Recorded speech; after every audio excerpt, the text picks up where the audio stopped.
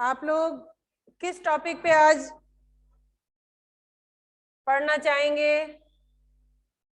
मैं आपको उसी टॉपिक के अकॉर्डिंग रिवीजन करवा रही हूँ।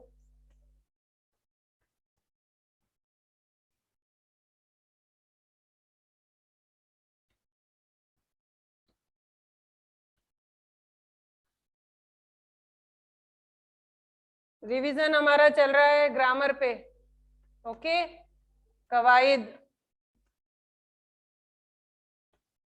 रिवीजन के तौर पे आपको कौन सा टॉपिक समझ में नहीं आया है?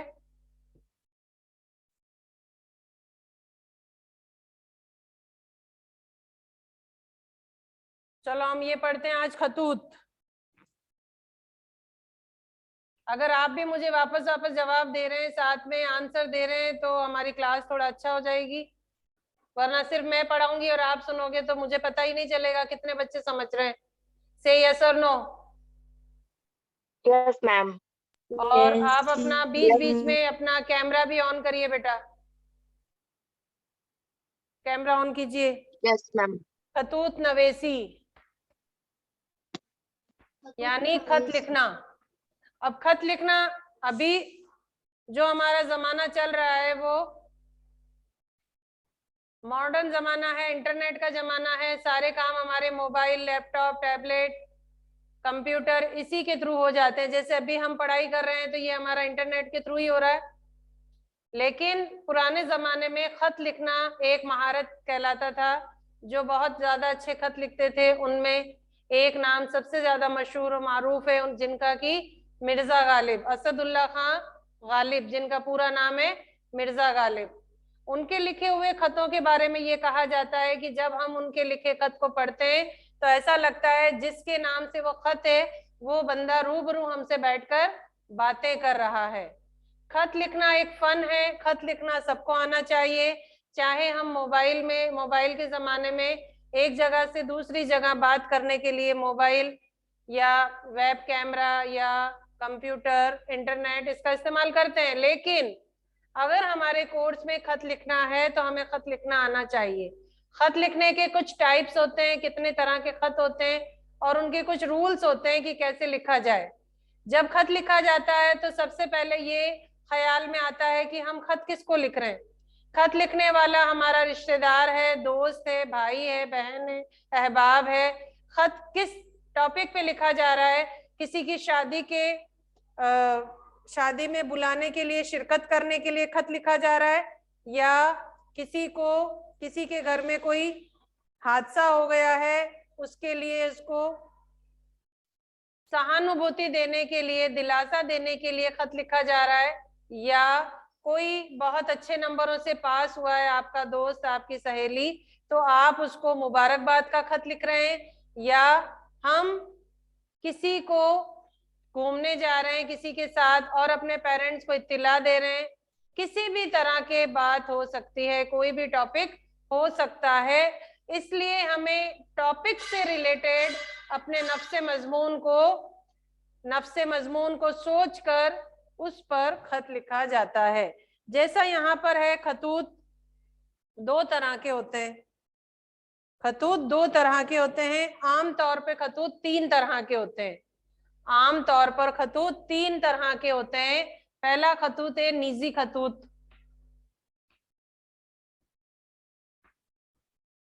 दूसरा होगा कारोबारी। आप नोट डाउन करें साथ में, कारोबारी खतूत।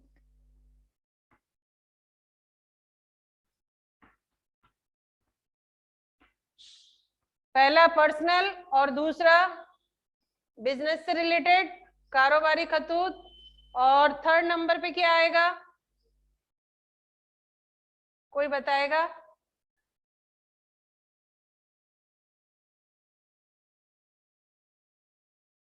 दफ्तरी खतूत।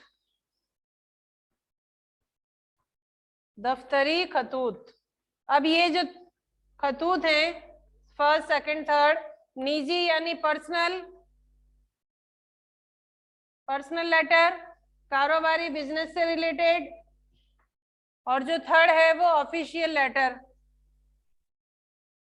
ठीक है, तो ये 3 तरह के खत होते हैं। अभी हम यहाँ पर बात कर रहे हैं तीनों खतों के बारे में कि किस तरह से हम इन तीनों खतों को तरकीब के साथ लिख सकते हैं। जैसे हमें पर्सनल लेटर लिखना है, पर्सनल लेटर हम किस किस को लिख सकते हैं? अपने रिश्तेदारों को, भाई बहनों को, या अपने फ्रेंड्स को। ठीक है, अब जब हम लेटर लिख रहे हैं तो उस लेटर में हमारा टॉपिक क्या होना चाहिए? एक टॉपिक भी आता है ना, किस पे बात कर रहे हैं। जैसे अभी मैं आपसे बात कर रही हूँ, एक टॉपिक है हमारा खतूत नवेसी। वैसे ही खत लिखने से पहले आपको अपने दिमाग में ये ख्याल कर लेना है कि हम खत किसको लिख रहे हैं, किस तरीके से लिख रहे हैं। जैसे सबसे पहले ये आता है, ये हो गए 3 टाइप्स, लेटर के टाइप्स हो गए। ये 3 तरह के खत होते हैं, निजी खतूत, कारोबारी खतूत और दफ्तरी खतूत। अब ये तीनों टाइप में लिखने का तरीका क्या है? आमतौर पर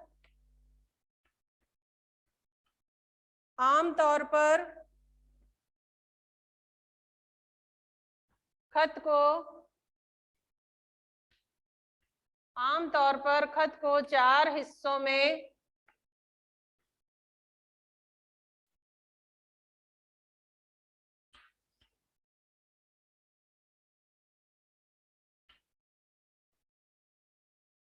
तकसीम किया जाता है, तकसीम किया गया है। 4 पार्ट हैं, यानी ये एक है लेटर, खत, इसके कितने टाइप्स हो गए? 1, 2, 3 एंड 4, 4 टाइप है।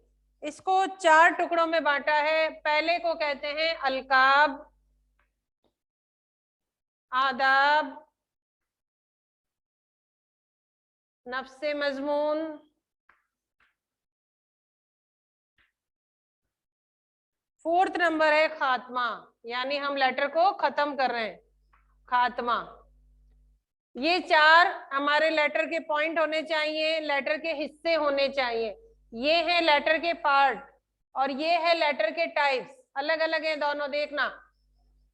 लेटर के टाइप्स है, लेटर कितनी तरह के होते हैं, अगर सवाल आता है तो ये 3 नाम लिखने हैं। लेटर के कितने पार्ट्स होते हैं, खत के कितने टुकड़े, एक खत को लिखने में हम कितने टुकड़ों में लिख सकते हैं, कितने हिस्से कर सकते हैं, उसके लिए हमारे पास ये 4 पार्ट्स हैं। ओके, ये 4 पार्ट्स हैं हमारे लेटर के। आप नोट डाउन कर लिए? मैं नेक्स्ट लिख रही हूँ अब आगे। जैसे फर्स्ट है हमारा अलकाब। हम फर्स्ट अलकाब पे बात कर रहे हैं। अलकाब के क्या माने हैं? लेटर लिखने में अलकाब का क्या रोल है? अलकाब किसे कहते हैं? अलकाब खत शुरू करते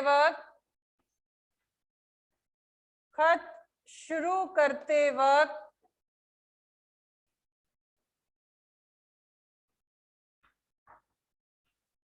हम जहन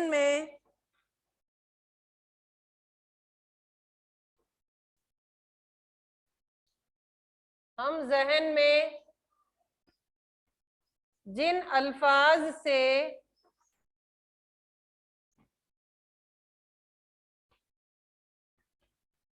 मकतूब आलिया को मुखातिब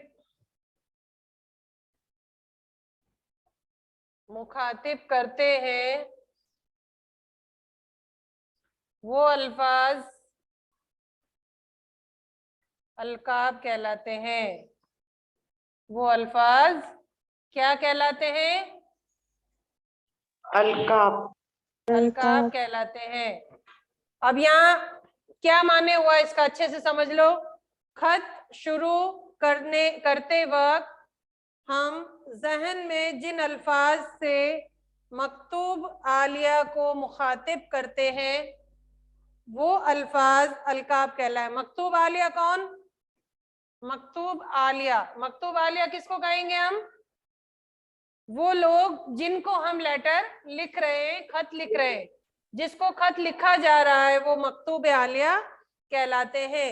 अब यहाँ पर जैसे आप उसको कैसे मुखातिब करोगे, जैसे जनाब वालिद साहब, मेरे दोस्त, मेरी सहेली, या वालिदा साहिबा, या मेरे अजीज भाई, या मेरे छोटे भाई, या मेरे बड़े भाई। आप जिन किसी को भी लेटर लिख रहे हैं, जिसको भी लेटर लिख रहे हैं, वो कहलाएंगे मकतूबे आलिया। और उन मकतूबे आलिया से आप कैसे मुखातिब हो रहे हैं, वो कहलाएगा अलकाब। क्लियर? कोई डाउट है आपको अलकाब में? No ma'am. नहीं? किसी तरह का कोई डाउट है तो पूछ लो। ओके, नेक्स्ट पॉइंट है इसका आदाब। नेक्स्ट पॉइंट है इसका आदाब। आदाब किसे कहेंगे? आदाब के मतलब क्या होते हैं? अदब। आदाब के माने होंगे यहाँ पर वो अल्फाज जो अलकाब के बाद ताजीम, एहतराम या दुआ के तौर पर लिखे जाते हैं। आदाब के क्या मतलब होते हैं? किसी को दुआ देना, किसी की इज्जत करना।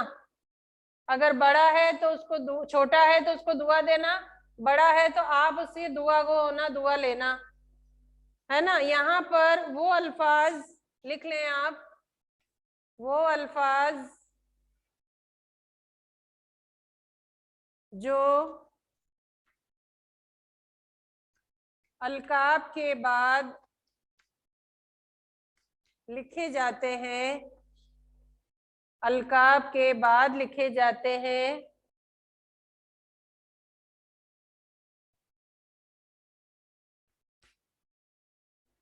एहतराम या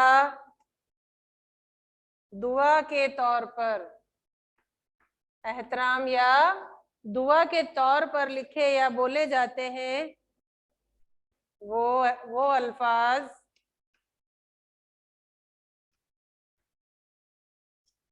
आदाब कहलाता है या कहलाते हैं। जैसे क्या लिखते हो आप? जैसे तस्लीम, तस्लीम भी सलाम को ही कहेंगे, तस्लीम।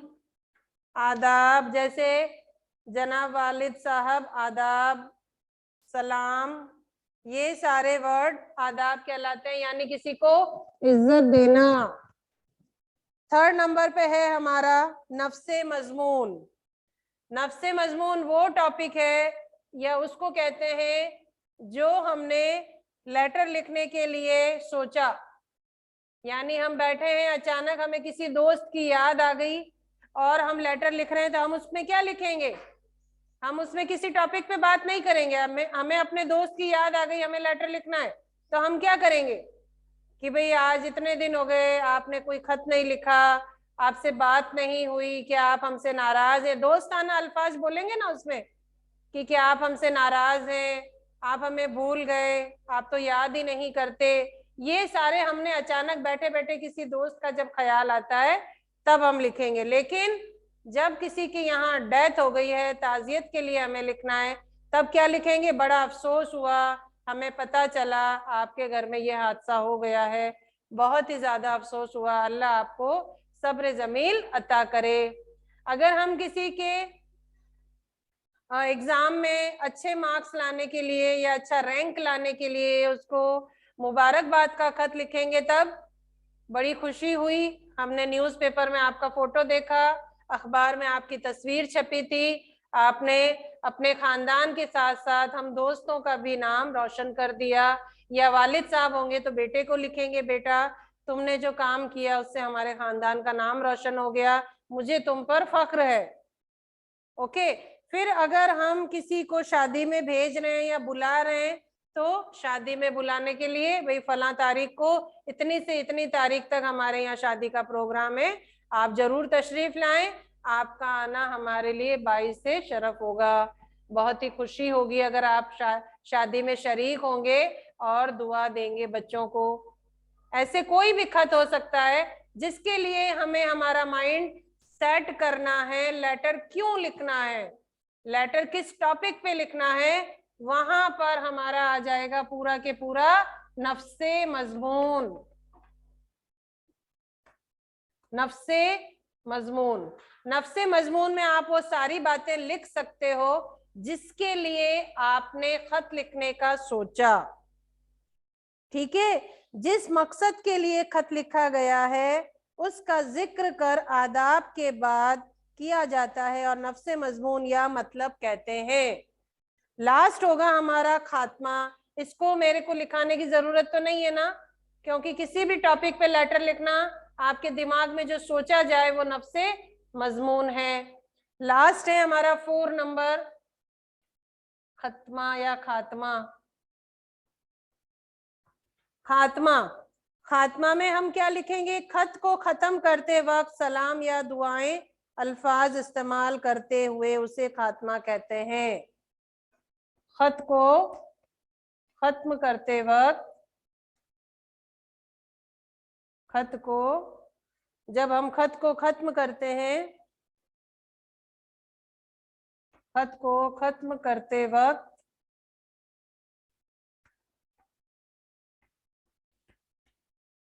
दी जाने वाली हिदायत और सलाम दुआ को खात्मा कहते हैं। ठीक है, समझ में आ गया? Yes ma'am. अब आपको एनी प्रॉब्लम? नुसरत बोलिए, अनिका कुछ पूछना है बेटा? No ma'am. समझ में आ गया आप लोगों को? Yes ma'am. अब जब भी आपको लेटर लिखने का कोई क्वेश्चन आता है, सबसे पहले आपको क्या करना है, क्योंकि लेटर हम किसी दोस्त किसी फैमिली मेंबर को नहीं लिखेंगे, सबके पास मोबाइल है, सब मोबाइल का इस्तेमाल करते हैं, बात हो जाती है, व्हाट्सएप पे हम कार्ड सेंड कर देते हैं, कोई खबर सेंड कर देते हैं, लेकिन जब हमारे कोर्स में लेटर दिया हुआ है तो वो एग्जाम में भी आएगा। इसका क्या मतलब हुआ, जब हम लेटर लिखेंगे तब हमें क्या करना है, नफ्से मजमून कहां से मिलेगा हमें, हमारा क्वेश्चन, जो एग्जामिनर हमें क्वेश्चन देगा लेटर लिखने के लिए वो होगा हमारा नफ्से मजमून। क्लियर? कोई doubt? Yes ma'am. Sheikh, Tafazzul, कोई प्रॉब्लम है तो पूछ लेना। अगर आपने लिखते वक्त गलती की तो आपके नंबर कटेंगे। नफ्से मजमून हमें कहां से मिलेगा सादिया? क्वेश्चन। नफ्से मजमून कहां से मिलेगा नुसरत? क्वेश्चन से।